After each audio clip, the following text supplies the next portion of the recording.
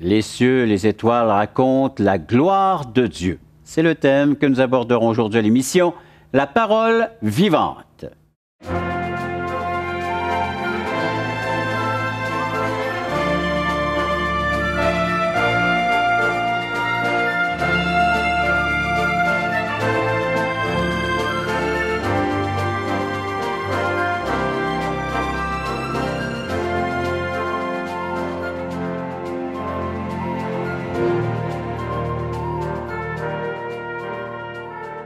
Mesdames, Messieurs, bonjour, bienvenue à l'émission La Parole Vivante. On poursuit notre série sur la création, le créationnisme, avec notre amie Laurence Tisdall. Laurence, bienvenue à l'émission. Merci. Merci d'être parmi nous. Une panoplie de vidéos qu'on peut regarder, entendre. Ce sont tes conférences. Oui, sur notre site web créationnisme.com, Pasteur, nous avons probablement proche 28 titres sur des sujets comme l'âge de la Terre, l'évolution de l'homme. Il y a même un débat que j'ai fait à l'Université Laval. Il y a faut-il croire au déluge de Noé, les dinosaures et la Bible. Donc, on a beaucoup de réponses aux questions que les gens nous posent. Alors, on fait des conférences là-dessus et les gens sont intéressés à avoir des réponses. Alors, sur notre site web, il y a un onglet qui s'appelle Réponses. Et là, il y a 80 articles. Ils peuvent commander les DVD. Ça nous fera plaisir de les envoyer. Et ils peuvent nous inviter à leur école, à leur église, à un événement quelconque. Et je viendrai, ou un de nos conférenciers viendrait, puis on fera un dialogue avec l'auditoire. Donc, tu offres tes services comme ça, donner ces conférences-là un peu partout, lorsqu'il y aura une demande. Oui. Et c'est gratuit ou on paye tes dépenses? Non, on demande, il y a les dépenses, mais normalement, il y a un honoraire, comme n'importe quel conférencier. En fait, pasteur, au commencement, on a commencé à rien demander, mais on a remarqué que si on ne demande rien, l'effort mis pour l'événement n'était pas adéquat. Donc, on change quelque chose. On ne charge pas des milliers de dollars, mais on change quelque chose pour que les gens prennent ça au sérieux. Mais merci de votre disponibilité et de nous partager comme ça votre savoir et vos expériences à travers le créationnisme, entre autres. Et puis aujourd'hui, je vous ai. Alors donc, un scientifique, créationniste, on vient de faire des grandes découvertes sur la planète Mars. Tu peux nous en... Je suis certain que les gens, ils aimeraient entendre quelqu'un leur dire, est-ce qu'il y a vraiment de la vie sur cette planète? Oui, c'est ça. Pour les scientifiques évolutionnistes, ou les astronomes évolutionnistes, dès qu'on trouve l'eau, c'est la vie. Et on cherche une planète qui aurait de l'eau quelque part, parce que sans eau, il n'y a pas de vie. On sait très bien. Mais juste avoir de H2O, ça ne va pas le transformer dans une cellule vivante. Il y a une loi scientifique qui s'appelle la loi de la biogenèse, développée par Louis Pasteur, qui a démontré que sans la vie, on ne peut avoir la vie. Donc, une cellule non vivante est toujours non vivante. Okay? Même, je dis à mes collègues évolutionnistes, je vous donne une cellule morte, tous les morceaux sont là, rends-la vivante. Ils ne sont pas capables. Encore moins si on parle de juste H2O. Mais on sait que la vie biologique n'est pas possible sans l'eau liquide, qui est quelque chose dont on n'a pas le temps de rentrer dedans. Mais, si vous avez raison, il y a un focus sur Mars. Est-ce qu'il y a de l'eau? Il y en a qui disent oui. Personne n'a observé de l'eau liquide sur Mars. On voit des ruisselets, des formations géologiques, mais c'est possible que c'est du CO2 liquide, dioxyde de carbone. C'est très froid sur Mars. Et ça, c'est très important parce que dès qu'on s'éloigne du Soleil, on est juste à la bonne place, hein? C'est ça qui est intéressant. Ni trop loin, ni trop près. Hein? Il y a plusieurs choses ça s'appelle le principe anthropologique de l'homme, de l'homme. Un principe qui semble indiquer que beaucoup dans ce qui nous entoure, incluant l'univers, a été fait pour nous. On est juste à la bonne place face au Soleil. Notre Soleil est juste à la bonne place face à notre galaxie. On est justement à la bonne place dans l'univers pour être capable d'observer l'univers. Il y a trop de juste à la bonne place pour dire que c'est un hasard, à moins qu'on épelle hasard avec un grand D. Dieu.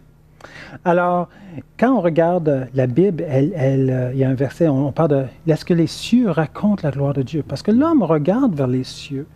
Et ce que ça a amené, c'est un problème d'adoration d'étoiles. Dans Genèse, c'est intéressant de remarquer que Dieu, la lumière fut. Tout le monde connaît, la lumière fut. Mais le soleil n'est pas là avant la 4e journée. Ça, c'est intéressant parce que les gens ne veulent pas croire aux 6 jours de la création, Mais les plantes sont là la 3e journée. Et le soleil n'est pas là avant la 4e journée.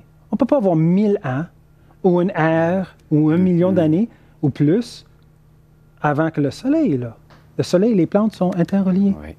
Alors, c'est vraiment 6 jours, ou c'est pas du tout une vraie histoire. Notre choix. Moi, je crois dans les 6 jours, parce que Dieu l'a dit dans les 10 commandements, et parce que ça correspond à ce qu'on voit dans le monde entier. Les cieux, donc la lune, les étoiles, tout ça apparaît, 4e journée. Bon. Le positionnement de Mars fait que l'eau, c'est froid sur Mars, hein? C'est gelé. Et il y a un film qui est sorti récemment, Seul sur Mars, avec Matt Damon, et on laisse un astronaute sur Mars, il faut qu'il survive, il va faire des patates et tout ça.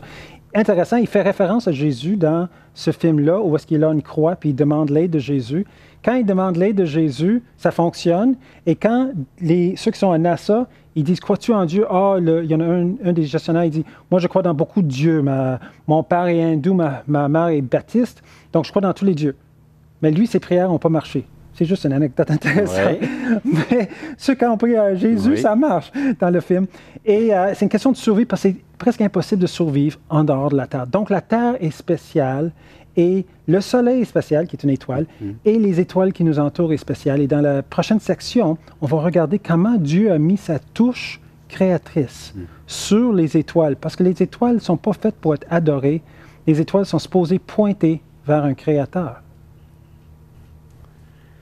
Que nous disent les astres? C'est ce que nous verrons après cette pause, après vous avoir lancé cette invitation de correspondre avec nous via le téléphone 1-877-l'Espoir, 1-877-537-7647 ou via nos sites internet espoir.ca, touchrétien.com. Vous pouvez nous écrire vos commentaires, vos questions suite à ce que vous entendez présentement dans le cadre de cette émission Parole vivante. Après la pause, donc, on interroge les astres. Mais la Bible dit qu'on devrait spécifiquement ne pas adorer l'étoile, ni chercher à voir le futur à travers l'horoscope.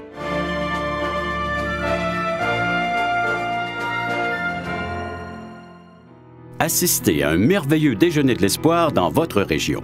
Un invité vous racontera comment Dieu a transformé sa vie et comment son cœur, souffrant, a trouvé une joie indicible en développant une relation personnelle et intime avec Dieu et son Fils Jésus-Christ. Des églises locales organisent de tels déjeuners dans plusieurs régions du Québec. Découvrez où et quand vous pouvez assister à un déjeuner de l'espoir dans votre région en visitant le site espoir.ca et en cliquant sur l'onglet « Déjeuner ».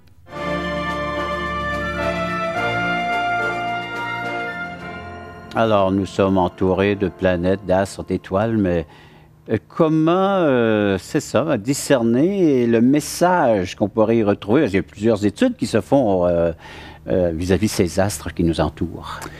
Donc, on a un phénomène au Québec de l'horoscope. Oui. Hein? Combien de gens? C'est dans nos journaux que les gens de nos jours croient dans l'horoscope. Et l'horoscope est dirigé par le zodiaque ou que les étoiles nous influencent. Je trouve ça un peu bizarre parce qu'un avion qui tombe, tout le monde n'a pas dû être né dans le même mois. Et pourtant, ils sont tous morts. Ouais. Donc, je sais pas, ça marche. Je sais que très bien que ça ne marche pas. Mais cette fascination de regarder vers le haut et de regarder tous ces points de couleur, regarder la Lune, savoir c'est quoi, c'est quelque chose de nouveau. Oui. C'est juste depuis peut-être 500 ans qu'on sait qu'il y a plus que 1000 étoiles. On pouvait compter 1000 dans un catalogue, mais après ça, on a découvert dans les années 1700, avec Herschel, avec son télescope, on a découvert les étoiles binaires. Et la plupart des étoiles sont des étoiles binaires, ce qui aurait fait impossible pour avoir de la vie. Nous, on a un soleil, oui. Mais la plupart des étoiles sont des étoiles binaires. Il y a juste 9% qui sont comme notre soleil. Ah, oui. C'est très rare, les soleils comme... Et les évolutionnistes, en tout cas, avant, on va juste répondre à ta question concernant l'horoscope et tout ça.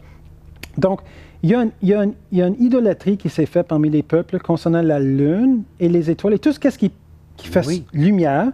D'ailleurs, si on regarde dans plusieurs des pays islamiques, on va voir, et en haut des mosquées, c'est une lune. Parce qu'Allah était le dieu de la lune dans le temps que Mohammed est allé. Il a éliminé 364 dieux à Mecque. Il a gardé un dieu qui était Allah, qui est devenu Ilah, dépendant comment on le prononce. Et c'était le dieu de la lune. Donc, ça devient une partie de l'histoire et on voit des fois l'étoile et la lune. Mais la Bible dit qu'on devrait spécifiquement ne pas adorer l'étoile, ni chercher à voir le futur à travers l'horoscope. Est-ce que vous pourriez lire, pasteur, un passage dans Deutéronome? Oui. Alors, c'est le Deutéronome 4, 19. Hein? Je vous en fais lecture. « Veille sur ton âme, de peur que, levant tes yeux vers le ciel et voyant le soleil, la lune et les étoiles, toute l'armée des cieux, tu ne sois entraîné à te prosterner en leur présence et à leur rendre un culte. Ce sont des choses que l'Éternel ton Dieu a données en partage à tous les peuples sous le ciel tout entier. » Et il y a d'autres versets en Deutéronome 17 qui défendent... Donc, suivre l'horoscope, c'est parce qu'on ne connaît pas un Dieu vivant. Parce que Dieu prend en charge notre devenir. Quand on croit dans un Dieu qui est impliqué dans notre devenir, et on peut se fier à lui. Il y a beaucoup de versets dans la parole qui parlent d'avoir confiance. Cher Laurence, on m'a déjà dit que celui qui met sa confiance dans les astres est fait un vrai désastre. Un vrai désastre, oui, excellent. Alors, c'est vrai. Si on regarde la question, comment est-ce que les évolutionnistes expliquent ces étoiles? Okay. Naturellement, tout le monde a entendu du Big Bang. Big Bang, ça vient du nom anglais bang, son. Donc, un résumé du Big Bang. Au commencement, il n'y a rien et rien a explosé. Tout de suite, ceci devrait vous faire poser des questions. Au commencement, il n'y a rien et rien a explosé. OK, comment on fait pour avoir de quoi? Et c'est une excellente question, ils n'ont pas le moindre idée. Mais ce concept-là d'inflation, le Big Bang, est populaire maintenant. Dans le temps passé, ce n'était pas populaire. Mais c'est populaire maintenant comme étant le modèle pour avoir le cosmos. Bon. Il y a beaucoup de problèmes avec ce modèle et nous, on a besoin d'avoir des étoiles. Si on n'est pas capable de faire des étoiles, on n'est pas capable de faire des galaxies. Oui. Hein, des étoiles, les galaxies, qui est comme 100 millions. Il y a 200 milliards d'étoiles dans chaque galaxie. Il y a au moins 100 milliards d'étoiles. Donc, c'est innombrable. C'est intéressant que dans le livre de Job, je pense chapitre 26, Dieu va dire, les étoiles sont innombrables. Et pourtant, dans le temps, on pouvait compter 1000 étoiles. Oui. Mais la Bible, l'auteur de la Bible, comme on a déjà, elles sont incalculables. Elles sont incalculables, comme les grains de sable de la mer, incalculables. Et c'est exactement ça. On est rendu à des centaines des milliards sont incalculables. Okay? Et c'est ça la vérité. Alors, quand le Big Bang est supposé partir de rien, l'hydrogène, qui vient de nulle part, mais l'hydrogène, il deviendra, il est supposé avoir une agglomération de poussière. Il est supposé avoir l'hydrogène devient de l'hélium, il y a un changement supposément qui est supposé faire de la poussière qui s'accumule et éventuellement on a la formation d'une étoile et il va y avoir peut-être des planètes dans le cas de notre cas. Et il va y avoir d'autres étoiles qui se forment. Éventuellement, tu as des groupements d'étoiles qui se forment et qui forment des galaxies. Là, ça, c'est l'histoire qu'on nous raconte. Ce qu'on ne nous raconte pas... C'est ce qu'on apprend dans nos livres. Hein. Ce qu'on apprend et dans nos journaux et tout ça. Ce qu'on ne nous dit pas, c'est qu'il y a aucune étape dans cette histoire qui est fonctionnelle dans ce qu'on connaît de l'astrophysique aujourd'hui. Aucune étape. Je vous donne l'exemple. On va commencer par la première, où est-ce qu'il y a de la poussière. OK. Bon, là, c'est vrai que la poussière s'accumule. Regarde sous votre lit. Peut-être pas la vôtre. Et quand le soleil vient dans la maison, ces rayons, là, on voit la poussière aussi. Il y a poussière. Mais la poussière ne s'accumule pas pour faire des grosses roches, parce qu'à un moment donné, la poussière devient une certaine taille où elle commence à se fracasser et elle reste toujours poussière. Donc, le seul modèle qu'ils ont, c'est que on est allé de quelques millimètres à 100 km de diamètre dans un instant. Et on ne peut pas aller de quelques millimètres à 100 km dans un instant. C'est pas cohérent. Mais ils n'ont pas le choix. C'est toute une propulsion, là. C'est une agglomération il faut que ça soit causé par la gravité. Et dans la prochaine section, on va regarder est-ce que la gravité peut vraiment être responsable pour créer ces galaxies et ces étoiles, parce que vous démontrez qu'ils sont complètement dans un désarroi total concernant le modèle du Big Bang face à ce que nous observons dans les étoiles. Un contraste. Oui. Ils sont dans un désarroi. Ils ne sont pas capables de... Ils sont pas capables de pouvoir... Il n'y a aucun modèle qui fonctionne. On a la poussière qui ne vient pas, mais je vais vous montrer que chaque étape ne fonctionne pas dans la prochaine section. Pourquoi pas maintenant? Non, parce que c'est l'heure de la pause, hein? C'est l'heure de la pause. Mon cher Laurent, c'est l'heure de la pause. Pourquoi une pause? Pour que vous puissiez maintenant nous donner bien vos commentaires, ce qui se passe présentement dans votre intelligence. Ça réagit, hein? Et on voudrait l'entendre, on voudrait le savoir, nous, comment vous réagissez à ces propos. entre autres ce dernier propos. Hein? Alors, cette incohérence, donc, appelez-nous, faites-nous le savoir, votre réaction. Il y a des gens qui sont prêts à l'entendre. 1-877-l'Espoir, 1-877-537-7647 ou via nos sites espoir.ca, toutchrétien.com. On revient avec cette incohérence qu'on retrouve chez nos savants, nos scientifiques.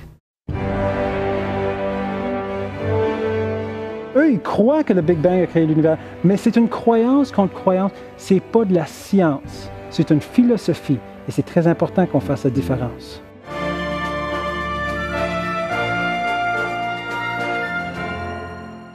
Voulez-vous combler le vide dans votre âme? Avez-vous soif d'une sérénité intérieure? La souffrance de votre cœur vous lasse-t-elle? Appelez dès maintenant pour recevoir gratuitement un évangile de Jean pour connaître l'amour de Dieu, un Nouveau Testament pour trouver des réponses à plusieurs de vos questions, le livre Destination finale pour comprendre la nécessité du salut et finalement la Bible et le salut qui nous explique comment recevoir Jésus. Contactez-nous à espoir.ca ou composez 1-877-l'Espoir.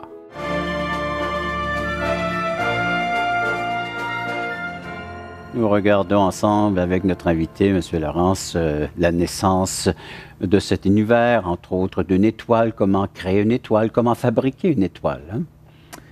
Alors, les astronomes, tels que Hubert Reeves et d'autres qui sont bien connus, ils vont promouvoir l'idée du Big Bang qui aurait fait les étoiles. On a vu que le Big Bang n'est pas capable, mais de rien. On est supposé avoir quelque chose, déjà, il y a un problème. Deuxièmement, la poussière elle-même n'aura pas tendance à s'agglomérer pour faire des masses. Et on a besoin de masse. On a besoin de masse pour faire la gravité, comme on sait, ça s'attire, la gravité. Mais le problème, c'est qu'on se souvient que le Big Bang commence avec du gaz. Donc, dans le ciel, on a sûrement vu des photos de où est-ce qu'ils disent que les étoiles sont en train de se naître de NASA. Il y en a un qui était en tête de cheval, puis il est très beau, coloré. Alors, pourquoi c'est important? Premièrement, il n'y a aucune étoile qui a l'âge de l'univers. Toutes les étoiles, selon le modèle Big Bang, seraient déjà remplies toute leur vie, où ils deviennent de plus en plus grands, puis éventuellement ils explosent, ou ils diminuent à rien, de choix, ils deviennent des supernovas, ou ils deviennent rien, des dwarfs, ils l'appellent, des nains. Ces étoiles-là vont tous disparaître en dedans de 5 milliards d'années. Alors, 5 ou 6 milliards d'années. Mais l'univers est supposé avoir 14 milliards d'années. Alors, il doit avoir une place où est-ce que les étoiles sont en train de naître. Oui. Il doit. Mais on n'a jamais vu des étoiles de naître. Pourquoi? Mais, premièrement, ils veulent qu'ils se naissent dans des nuages de poussière. Donc, comment on ferait pour voir à travers le nuage de poussière? Premier problème. Deuxième problème, c'est comment on fait pour la poussière de s'agglomérer. Oui, la coller ensemble. La coller ensemble pour que ça soit assez fort. Bon, un des problèmes, c'est que la gravité, qui est la seule force qu'ils ont, est loin d'être assez fort comparé à la pression du gaz. Je vous donne un exemple. Ici, j'ai une bouteille d'air comprimé. Oui, alors, c'est de l'air en canne. J'ai bien payé de l'argent pour de l'air dans une canne. Bon, voilà. Bon. Mais cette air-là est spéciale. Elle est sous pression. Étant sous pression, elle rebondit partout. Et quand je l'ouvre, on va entendre le son de l'air qui sort. Mais la gravité n'est pas capable d'arrêter cette pression-là. Moi, la gravité est tellement pas forte que toute la Terre, vous êtes plus fort que la gravité sur la Terre en entier. Ah oui? Oui, parce que quand vous vous levez, oui. Vous êtes en train d'aller, vous êtes plus fort que la gravité de la planète totale. Donc, la gravité, ce n'est pas une force qui est extrêmement forte comparée à une pression de gaz. Et qu'est-ce qu'on a? Un nuage de gaz. Donc, la pression vers l'extérieur est infiniment plus forte que la pression d'agglomération. Donc, déjà, on a une impossibilité pour naître des étoiles. Deuxièmement, la manière qu'il suggère pour le faire, pour résoudre ce problème-là, il commencerait par un supernova. C'est une étoile qui explose. Ça lancerait une onde dans un nuage de poussière qui le refroidirait. Si vous êtes en train de cuire du riz, vous avez votre d'eau, vous mettez du riz dedans, il est en train de bouillir, vous mettez du riz, ça arrête de bouillir. Donc, ça refroidit, c'est vrai. Donc, si on peut le refroidir, peut-être on peut avoir quelque chose qui va l'aider à s'agglomérer mieux. Bon, le problème, c'est que tous ces modèles-là dépendent d'un supernova. Mais un supernova, c'est quoi? Oui, où sont nos supernovas? Bien, il n'y en a pas beaucoup, mais quand on en a, des supernovas, c'est des étoiles. Donc, si on a besoin d'étoiles, pour faire naître une étoile, on n'a pas trouvé une solution à la question d'où viennent les étoiles. Comprenez? Oui. On a besoin d'une étoile pour faire naître, donc on est mal pris. Et dans tout le modèle, ils sont mal pris. Dans le système solaire, chaque planète ne correspond pas à ce qu'ils devraient. Ils ne sont pas alignés comme il faut au Soleil, ils sont désalignés par 7 ils tournent dans le mauvais sens, ils ne sont pas à la bonne température, ils sont large jeunesse. Donc, ce que nous observons, c'est que, contrairement à l'idée qui est promulguée, que le Big Bang est la solution à tous nos problèmes, mais il fait juste poser des questions. Entre autres, si le Big Bang est vrai, puis on commencerait par cette poussière, Oui. bon, imagine, sur une surface, comme une balle de basket, disons, OK. c'est en train d'agrandir. Donc, ça devrait être lisse partout. Ça devrait être la même matière partout. Mais quand on regarde dans l'univers, on voit des amas de galaxies. On voit des murs de galaxies. Donc, il y a de la matière, puis il n'y a rien. Mais c'est un non-sens. Parce que les galaxies sont chaudes, l'espace est froid. Quand vous avez votre tasse de café, est-ce qu'elle refroidit ou elle réchauffe quand vous le mettez sur le comptoir? Elle refroidit. Exactement. La chaleur va se répandre et se distribuer. On n'a pas l'inverse quand vous mettez votre café et toute la salle commence à refroidir. Ou à réchauffer. Donc, non seulement le modèle ne fonctionne pas, mais il va à l'encontre des lois qu'on connaît dans la physique. Et tout ça, pasteur, parce qu'il refuse de reconnaître que le Créateur a créé les cieux. On peut chercher, on peut regarder comment il l'a fait, mais le Big Bang n'est clairement pas une solution. Le Big Bang est une solution athée à une vision du monde sans Dieu. Pourquoi on arrive à des idées comme le Big Bang où on a une situation même? Ils ont besoin que l'univers soit éternel, parce qu'il n'y a pas de Dieu. Donc, ils ont besoin de gravité pour ramener tout l'univers. Mais quand on calcule toute la masse de l'univers, il y a juste 5% de la gravité nécessaire, de la matière, je veux dire, pour créer la gravité pour qu'il revienne. Donc, ils disent qu'il y a 95% de la matière noire. C'est quoi la matière noire? Ou de l'énergie noire aussi? Mais ça veut dire qu'on ne peut pas le voir. Mais si on ne peut pas l'observer, est-ce que c'est une croyance ou est-ce que c'est de la science? Moi, je vous propose que c'est la foi. Juste comme nous, on croit que Dieu a créé l'univers. Eux, ils croient que le Big Bang a créé l'univers. Mais c'est une croyance contre croyance. Ce n'est pas de la science. C'est une philosophie. Et c'est très important qu'on fasse la différence. Je pense que c'était une émission que je vais réécouter pour mieux saisir et comprendre tout ce qui a été dit jusqu'à maintenant. Une approche profonde concernant notre entourage, notre milieu. C'est notre monde, notre univers. Les cieux racontent la gloire de Dieu. Elles racontent la gloire de Dieu. Tout ce que vous voyez autour de vous nous interpelle. En levant les yeux au ciel, on devrait voir le Créateur, le grand Dieu Tout-Puissant, son empreinte. Après la pause, on va détailler davantage cette réalité, cette vérité. C'est un message en disant qu'il n'y a aucune raison, notre raison d'être n'existe pas. Il n'y a aucune raison qu'on est là. C'est un hasard, c'est juste la loterie cosmique que vous n'êtes pas votre propre chien. OK? Et Stephen Gould a dit ça de l'Université Harvard.